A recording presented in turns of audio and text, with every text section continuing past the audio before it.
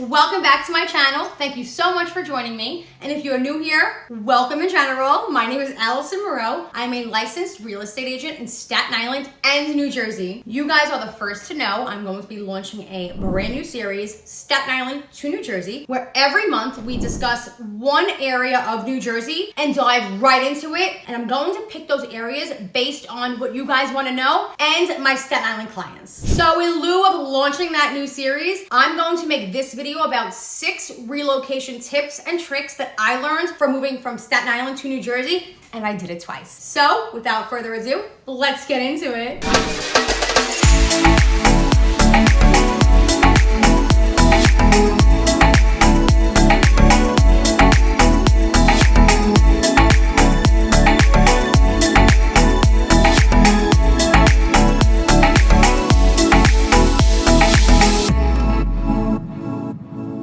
So these tips and tricks will be useful in any area, but if you're moving from Staten Island to New Jersey, since that's my main focus, in the description box below, I'm gonna be dropping each area, welcome to my city packets, checklists, and a bunch of things that are specifically for Staten Island to New Jersey. But like I said, these tips and tricks could help you anywhere. And don't forget to like, follow, and subscribe for all things living in Staten Island and Staten Island to New Jersey. So my first tip is probably gonna sound cliche, but trust me, I did it twice. I know what I'm talking about. It took me 2 years to figure out an area that I wanted to be in New Jersey after I bought my first house here. So listen to me when I tell you, research the areas. You wanna know the cost of living. You wanna know the travel time from your house to work. You wanna know what's going on around in the areas, schools, restaurants, shopping. Some areas in New Jersey are so suburban and so farming that it actually takes 15, 20 minutes, 30 minutes to get to a ShopRite, a Stop and Shop, but you know what I mean.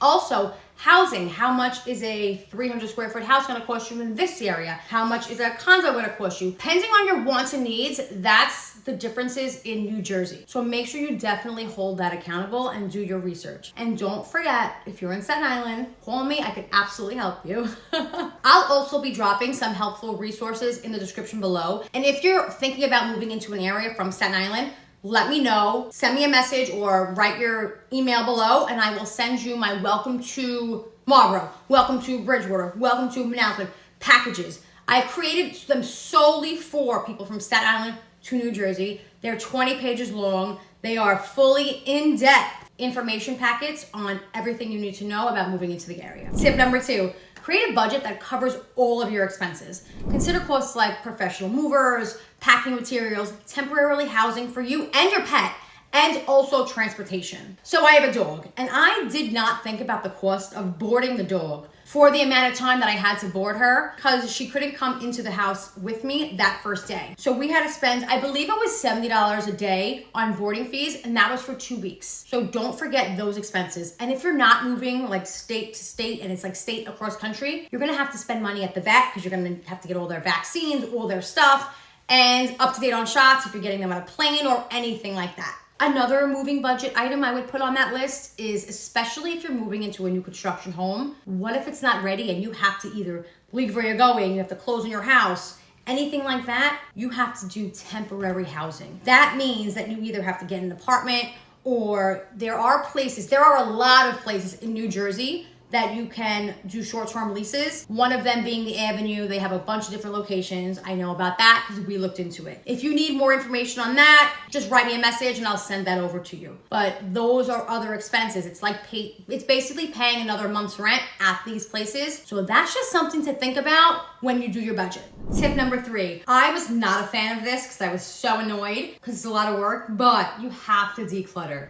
That attic, that garage you've been throwing things in, that bathroom, that drawer. Trust me when I tell you, if you are planning on moving, do it little by little, because I did not do it little by little the first time, and I did everything at once and it was horrible. It was the worst. I think I aged 25 years that day. So definitely go through your attic slowly. You don't have to do it right away. If you're planning on moving in 6 months, do it little by little. Right? If you're planning on moving in a month, do it a little more than a little. But I would definitely start with that attic, Start with that garage, start with those drawers that you just throw the stuff in and close the door.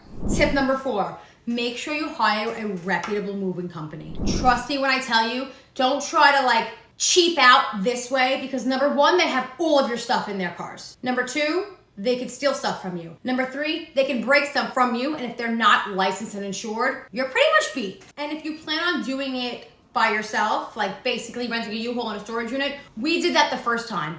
It was fine, nothing bad, but we did lose the storage unit key and we lost the U-Haul truck key, because now you're packing an entire house, you're rushing because you weren't prepared, because we weren't, and we lost everything. So we lost the storage unit key in the same day and the U-Haul key. So we had to pay for both, which was another expense, and then we ended up finding it maybe a month later. So if you learned anything from this video, if you do it yourself and you have a storage unit, take those keys and just like tape them onto you. I'm not kidding, do not lose those keys. It was an absolute nightmare. But let's go back to if you hire a company. Make sure, like I said, they're reputable, licensed, insured, all of that stuff. But also do not wait till last minute, because if you wait till last minute, they will likely not be available when you need them. So I would book ahead, call a month ahead. Call, you know what, if you find a company you like, call them 2 months ahead and say, hey, when should I call you when I'm ready to move? If I get into contract, I'm ready to close, I get a closing date, how far in advance do I have to call you to make sure the times are aligned? And tip number 5, set up essential services and get familiar with the services in the area. What does that mean? First and foremost, utilities and internet. Contact all of your utility providers, electric, gas, water,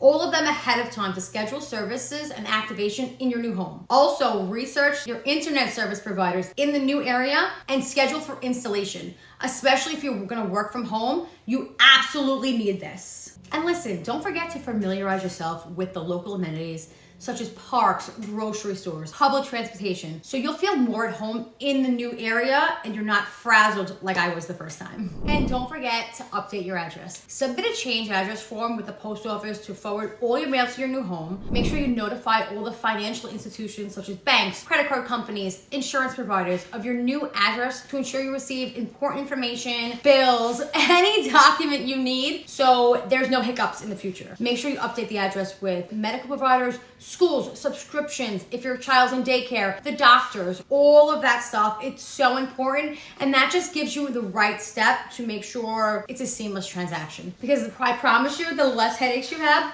the better. And there you have it. Those are some of my top tips and tricks for relocating from one state to another. Are there more? Absolutely. Are we gonna get to them?